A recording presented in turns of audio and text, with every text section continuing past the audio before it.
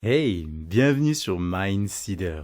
Vous avez 5 minutes? J'ai une petite histoire à vous raconter. Elle se passe 3000 ans avant Jésus-Christ. Un grand pharaon convoque ses deux jeunes neveux, Shuma et Azur. Il veut leur confier une tâche grandiose, construire 2 pyramides monumentales en hommage à l'Égypte. Quand ils les auront achevées, le pharaon leur promet de leur offrir les plus belles terres et surtout de les couvrir d'or. Mais, car il y a toujours un mais dans les histoires, il leur demande de construire chacun une pyramide seuls. Shuma et Azur, qui ont tous deux 18 ans, savent qu'il leur faudra des années pour venir à bout de cette tâche impressionnante. Cela dit, être recouvert d'or, ça pourrait être plutôt sympa, et de toute façon, quand le pharaon donne une directive, il vaut mieux l'honorer. Donc ils acceptent de relever le défi.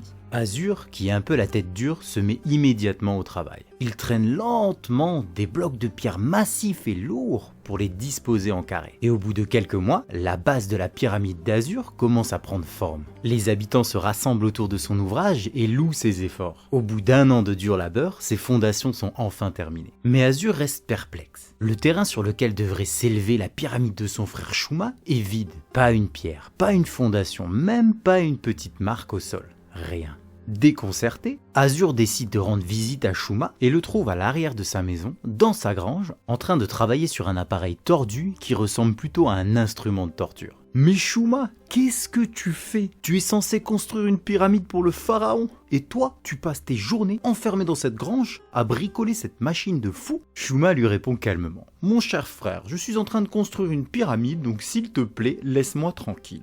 Azur, hors de lui répond « Tu n'es qu'un lâche, quand le pharaon apprendra ça, il te fera pendre ». Shuma, toujours aussi calme « Azur, ta soif de richesse t'empêche de voir plus loin que le bout de ton nez. Occupe-toi de tes affaires et je m'occuperai bien des miennes. » Azur, énervé, quitte les lieux et décide de retourner sur son site de construction. Il s'attelle à démarrer son 2e niveau, mais à ce moment-là, un problème surgit. Azur peine dans sa progression. Les blocs sont lourds et il n'arrive pas à les hisser sur le 2e niveau. Aux prises avec ses limites physiques, Azur reconnaît ses faiblesses et il décide donc de faire appel à Bennu, l'homme le plus fort de toute l'Égypte. Il veut apprendre à développer sa force physique pour soulever des blocs encore plus lourds. Bien sûr, le coaching n'est pas gratuit, mais Azur est persuadé qu'avec de plus gros muscles, les pierres seront plus simples à déplacer. Pendant ce temps-là, Shuma, lui, il est toujours dans sa grange en train de travailler sur son projet. Une année supplémentaire s'écoule, Azur entame son 3e palier, mais il avance à une vitesse d'escargot. Bah oui, parce que soulever des blocs jusqu'au 3e niveau, cela demande une force herculéenne. À côté de ça, il continue de dépenser énormément d'argent pour les entraînements avec Bennu et se met à prendre des substances illicite pour supporter le dur labeur. Il estime que s'il continue à cette allure, dans 30 ans, il aura atteint la richesse. Voilà qu'un jour,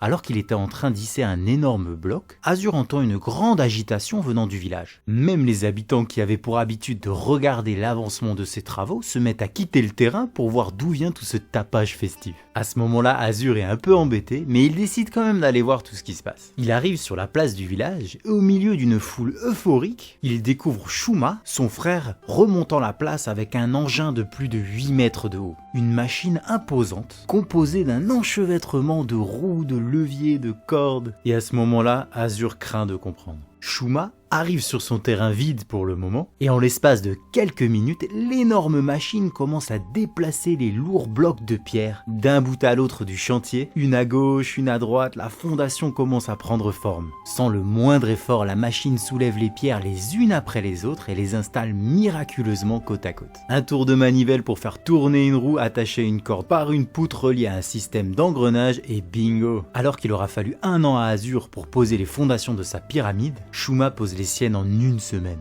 Et c'est encore plus choquant sur le 2e niveau sur lequel Azur a tant peiné. Sa machine a une performance telle qu'elle va 30 fois plus vite. En l'espace de 40 jours, Shuma et sa machine accomplissent ce qu'Azur a fait en 3 ans à la sueur de son front. À ce moment-là, Azur, il est anéanti. Il réalise qu'il a passé des années à soulever des blocs énormes alors que son frère travaillait sur une machine qui le ferait à sa place. Je vous raconte quand même la fin de l'histoire, même si je pense que vous vous en doutez. Au bout de 8 ans, Shuma achève sa pyramide, il a 26 ans, 3 ans pour créer son système et 5 ans pour en récolter les bénéfices. Le pharaon est très satisfait, il tient sa promesse et le couvre d'or. Ah oui, j'allais oublier Azur. Quant à lui, Au lieu de prendre exemple sur son frère, et sûrement par orgueil, il continue de soulever des pierres pendant quelques années. Hélas, il refuse d'admettre le défaut de sa stratégie. Il continue de trimer comme il l'a toujours fait, à travailler aveuglément. Et puis des dizaines d'années plus tard, éreinté, cassé, il meurt d'une crise cardiaque au 12e niveau de sa pyramide. Quelle est la morale de l'histoire? À vous de me le dire en commentaire. Ciao.